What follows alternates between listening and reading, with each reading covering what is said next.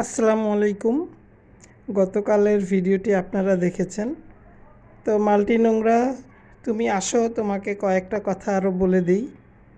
তুমি নিশ্চয়ই আমার ভিডিওটি অবশ্যই দেখেছো এবং তোমার এই ভিডিও দেখে কি মানে তোমার নিজস্ব কি জ্ঞান বাড়লো এবং তুমি কি শিখেছো এবং তুমি কি ডিসিশান নিয়েছো অবশ্যই একটা ভিডিও, যে কোনো একটা ভিডিওতে জানিয়ে দিবা।